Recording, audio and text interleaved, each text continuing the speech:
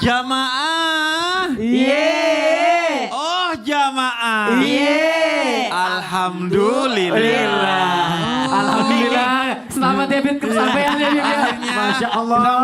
Senang Ini banget. kayak kalau ibarat kata kita makanan atau minuman, ibarat kata kita produk di stempel halal. Ya, gitu. Udah Kayak, sah ya. senang, iya. Sebagai dai itu kayak, begini rasanya jadi Ustadz Maulana dan Ustadz Syam ya. Enak sekali. Nah betul, Allah itu tidak pernah pergi dari kita. Allah itu selalu ada di dekat kita. Bahkan Allah selalu menunggu kita, Allah selalu menghampiri kita. Allah lebih dekat dari urat leher kita, dari urat nadi kita. Allah itu selalu menunggu kita. Bermaksiat kita jauh dari Allah, kata Allah, tenang aja, aku selalu menunggumu di sini untuk bertaubat kepadaku. Allah tidak pernah pergi, kita yang sering pergi. Allah selalu cinta kepada kita, sehingga dikatakan dalam salah satu hadis qudsi, ana laka muhib. Ya ibna Adam, ana laka muhib. Wahai anak Adam, aku mencintai kamu. Fabihaqqi alaika kun li muhibban. Karena aku cinta kamu, maka cintailah aku. Allah yang maha segala-galanya justru nembak kita duluan. Padahal seharusnya yang lebih rendah, yang nembak, yang lebih atas duluan. Kita lebih rendah dari orang tua kita, makanya kita yang seharusnya merayu orang tua kita.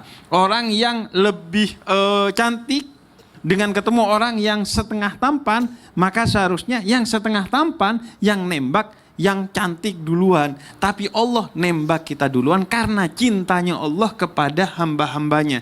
Sehingga Allah selalu membuka pintu rahmatnya, membuka pintu ampunannya kepada kita. Yang bisa menutup pintu ampunan Allah dan rahmat Allah itu adalah diri kita sendiri dengan satu dosa besar yang diwanti-wanti oleh Allah dalam Al-Quran, yaitu putus asa. Maka jangan pernah putus harapan kepada Allah. Allah selalu rindu kita. Salah satu bentuk kerinduan Allah kepada kita, tiba-tiba tengah malam gak ada piala dunia, tengah malam gak pasang alarm, tengah malam gak ada rame-rame apa-apa, tiba-tiba kebangun. Apa maksudnya? Kata Allah, bertahajudlah. Karena jarak terdekat seorang hamba dengan Allah saat sujud, dan waktu terdekat seorang hamba dengan Allah adalah di sepertiga malam. Maksud Allah, bangun. Kamu kan punya banyak hajat, kamu punya banyak doa, kamu punya banyak keinginan. Bangun, bertahajud dalam sujudmu, maka memintalah kepadaku. Ini kebangun, dibangunin sama Allah. Malah ke kamar mandi, bukannya ambil wudhu, malah kencing. Setelah kencing tidur lagi.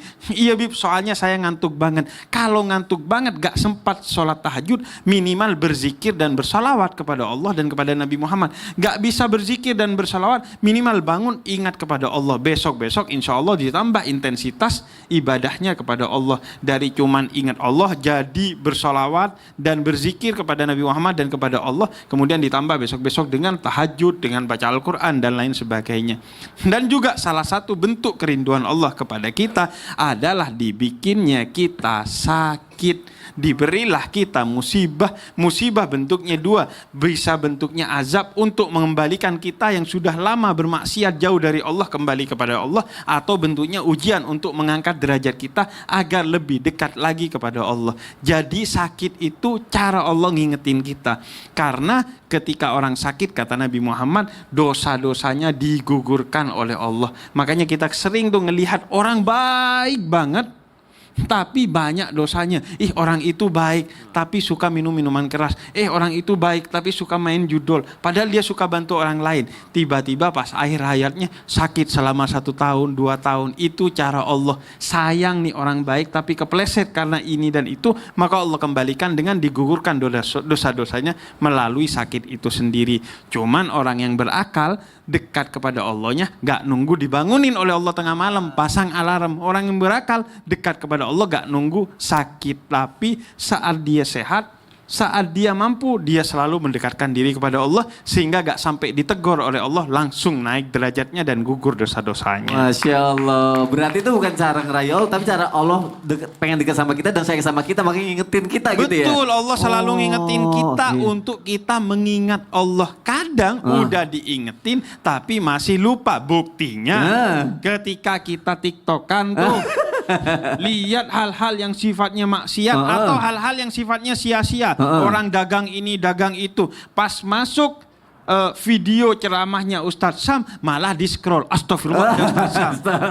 Giliran ada belanjaan, alhamdulillah, subhanallah. Diskon. Astagfirullah Ustadz Sam gitu. Langsung di scroll. Akhirnya di scroll juga dari daftar orang masuk sorga. Nauzubillah min dzalik ya Allah. Masya Allah. Tepuk tangan dong Habib Jafar. Terima kasih. Masya Allah.